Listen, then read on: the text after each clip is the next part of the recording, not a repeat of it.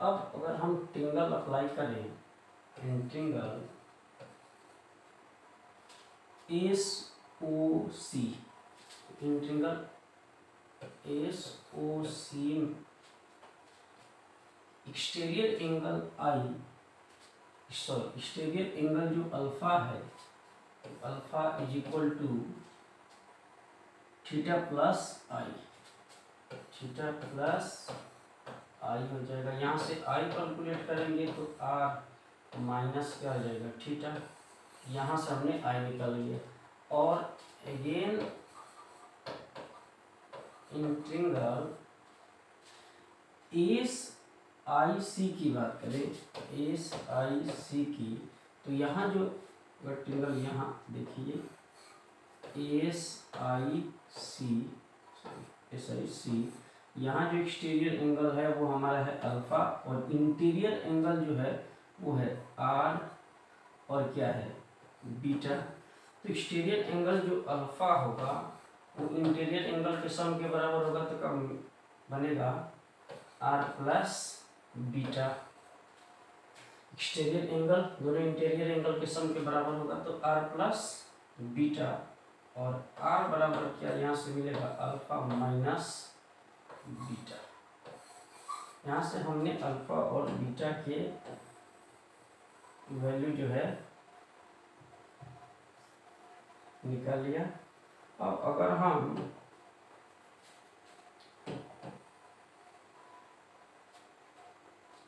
Snell's नियम की बात करें तो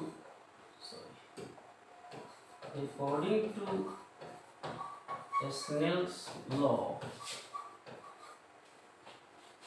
mu1 sin I is equal to mu2 sin R, mu1 sin I बराबर mu2 sin R। mu1 sin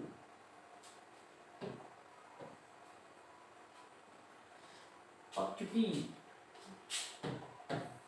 ये जो एंगल है, ये रेज जो है पैरा एक्सियल रेज है, ऑब्जेक्ट चूंकि यहाँ बहुत ही छोटा है, और ये जो रेज है, ये जो अल्फा बीटा और अल्फा एंगल बनाया है, ये स्मॉलेस्ट एंगल है। ये रेज चूंकि हमारा पैरा एक्सियल रेज है, तो अल्फा बीटा और गामा चूंकि बहुत ही छोटा होगा, और छोटे एंगल के लिए दोनों हमारा साइन जो है निगलेक्ट होगा, या फिर यूँ कह लीजिए कि साइन जो आई होगा वो आई के बराबर होगा, और साइन आर जो होगा वो आर के बराबर होगा। तो यहाँ साइन आई हमारा आई बन जाएगा और साइन आर हमारा आर बन जाएगा। चूंकि रेज हमारा जो है पैरा एक्सियल रेज है, तो इस टर्म में साइन जो है दोनों का क्या होगा निगलेक्ट हो जाएगा। तो साइन चूंकि दोनों का निगलेक्ट हो जाएगा, इसलिए आई जो है वो आर के बराबर होगा।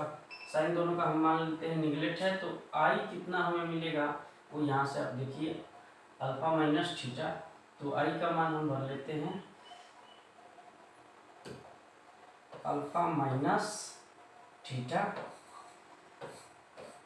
बराबर mu2 साइन, तो चूंकि साइन से निगलेक्ट हो गया, आर का वैल्यू क्या हो गया हमारा alpha minus beta, alpha minus beta. अब mu1 is equal to alpha.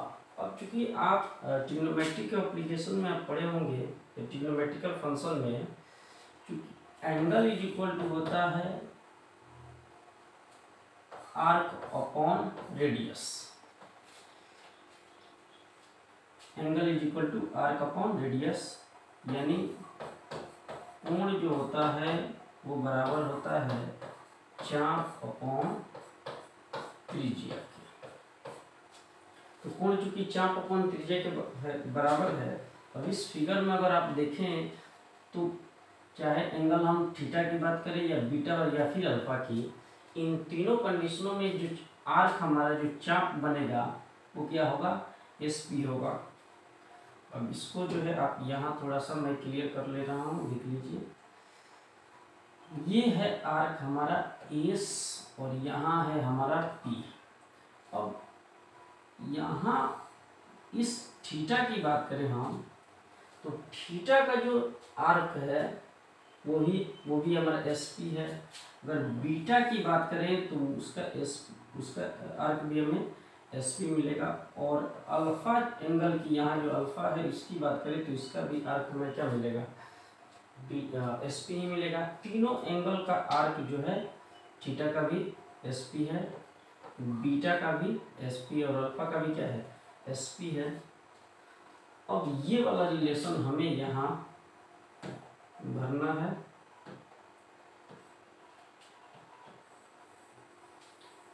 इसकी जरूरत नहीं है तो इसको क्लियर कर लेंगे।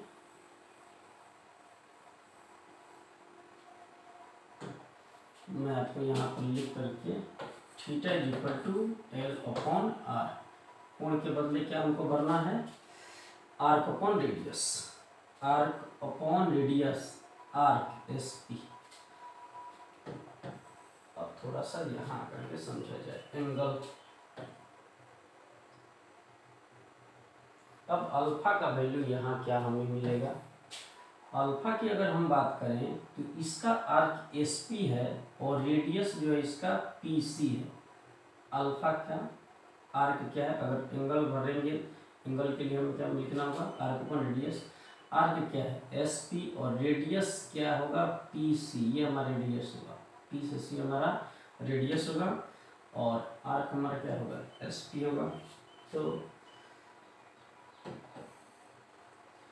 अल्फा का वैल्यू क्या हो जाएगा, S P R upon radius P C minus, अगर थीटा की अगर हम बात कर ले तो थीटा का भी क्या होगा एस पी और रेडियस क्या होगा ओ पी। तो एस पी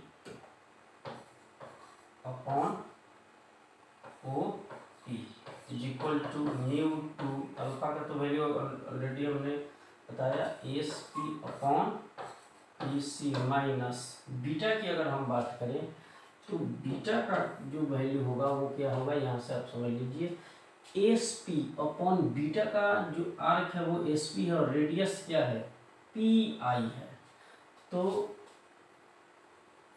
इसका वैल्यू जो है, इसका वैल्यू हम भरेंगे बीटा का, इसका भी आर्क चूंकि एस पी है तो एस पी अपॉन रेडियस इसका क्या है पी आई है। आप क्लियर कर लीजिए एक बार फिर से, आर के क्या है एस पी है और रेडियस क्या है, बीटा का रेडियस क्या होगा पी आई।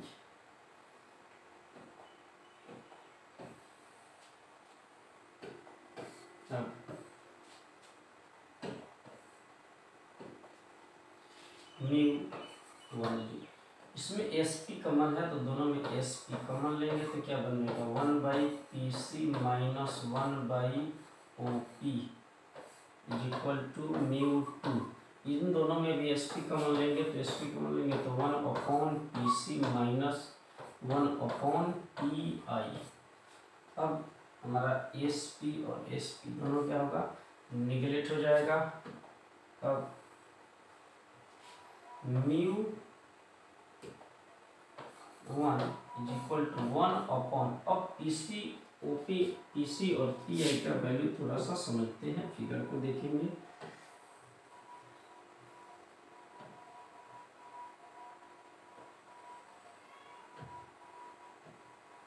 थोड़ा सा फिगर से वैल्यू को समझ लेंगे। जो P और C हमारा होगा, P से C ये हमारा जो कनकेव सरफेस है इसकी हो जाएगी रेडियस। P से C हमारा जो होगा तो उसको थोड़ा सा और हम जूम कर लेंगे।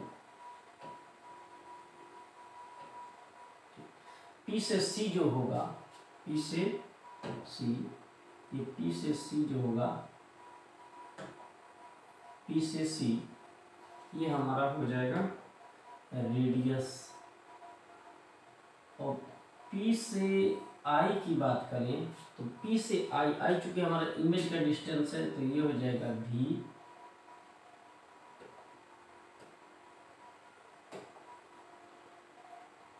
ये क्या हो जाएगा हमारा V।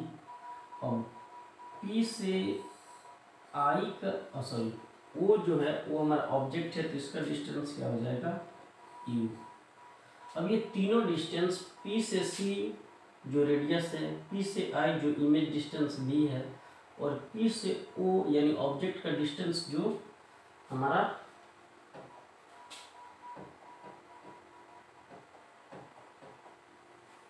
ऑब्जेक्ट का डिस्टेंस जो यू है, वो तीनों ही पोल से अपोजिट डायरेक्शन में है। यानी इंसिडेंट रेज की अगर हम बात करें तो इंसिडेंट रेज जो है हमारा इस डायरेक्शन में चल रहा है, इस डायरेक्शन में। और इंसिडेंट रेज के अपोजिट डायरेक्शन में जो तीनों डिस्टेंस हम मेजर कर रहे हैं, पी सी, पी आई और पी ओ, इंसिडेंट रेज के अपोजिट डायरेक्शन में है। तो इंसिडेंट रेज के अपोजिट डायरेक्शन में लिया गया डिस्टेंस आर, वी और यू, तीनों ही डिस्टेंस हमारा माइनस में होगा, क्योंकि इंसिडेंट रेज इस डायरेक्शन में जा रहा है और पोल से डिस्टेंस हमें अपोजिट डायरेक्शन में मेजर करना है। तो इंसिडेंट रेज के अपोजिट डायरेक्शन में लिया गया तीनों डिस्टेंस यानी पी सी, पी आई और पी ओ, तीनों ही माइनस रखेंगे। तो पी से सी हमारा डिस्टेंस जो है वो इसका रेडियस है, तो वो हो जाएगा माइनस में आर माइनस 1/PO। पी से ओ का डिस्टेंस हमारा ऑब्जेक्ट का डिस्टेंस है, वो हो जाएगा माइनस यू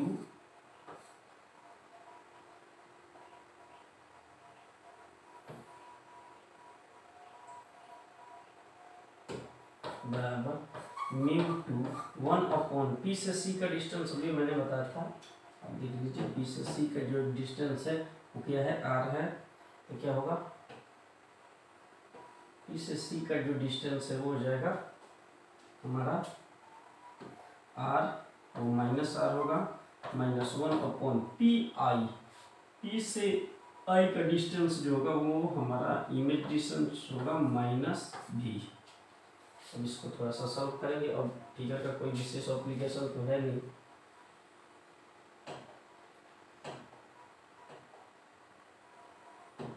अब इसको सॉल्व हम करेंगे। μ1 इज इक्वल टू 1/-r, और माइनस माइनस क्या होगा, प्लस 1/u। ये आपका u है, बराबर μ2 1/-r, minus minus plus 1/v। अब μ1 और μ2 से दोनों में इंटू करेंगे तो क्या बनेगा,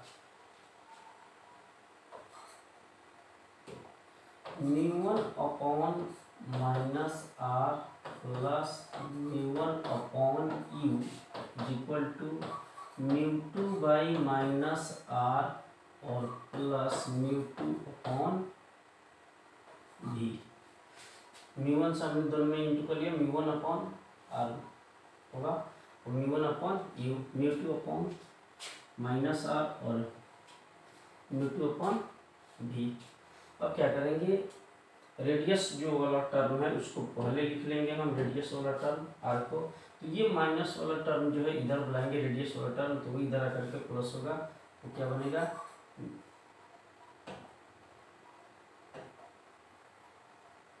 μ2, ये माइनस वाला टर्म इधर आकर के प्लस होगा, दोनों रेडियस वाला टर्म एक जगह लिखिए, μ2/r माइनस आकर के इधर होगा प्लस, माइनस μ1/r, ये वाला टर्म हम जैसे वैसे उतार लिया, ये माइनस इधर आकर के प्लस हो गया, माइनस वाला टर्म ऐसे ही रह गया, इज इक्वल टू, अब ये μ2/v माइनस, ये प्लस उधर जाकर के क्या बनेगा, माइनस μ1/u। अब r और r का अगर हम एलसीएम लेंगे तो क्या मिलेगा हमें, r μ2 minus μ1 is equal to μ2/v minus μ1/u। ये स्फेरिकल सरफेस से होने वाला रिफ्रैक्शन का फॉर्मूला है। अगर आप कनकेव सरफेस और कन्वेक्स सरफेस दोनों से निकालेंगे तो दोनों का यही फॉर्मूला आपका बनेगा। अब कनकेव में चूंकि एक ही कंडीशन बनेगा, क्योंकि इसमें हमेशा इमेज जो होगा आपका वर्चुअल बनेगा, और वहीं अगर आप कनकेव सरफेस लेते हैं तो उसमें रियल और वर्चुअल, दोनों के लिए आपको कंडीशन निकालना होगा, लेकिन सभी कंडीशनों में आपको फॉर्मूला यही बनेगा। ये हमने एक्सप्रेशन निकाला है फॉर ए कनकेव सरफेस, ये हमने कनकेव सरफेस के लिए निकाला। अगर आप एक सरफेस के लिए भी देखेंगे नेक्स्ट वाले क्लास में, तो भी वो यही टर्म आपका बनेगा। इसका फिगर बेसिकली सबसे इम्पोर्टेंस मायने रखता है। फिगर को आप जो है एक बार दो बार जितना बार समझे, और फिगर के साथ साथ इसमें ज्योमेट्री का बहुत बड़ा एप्लीकेशन है।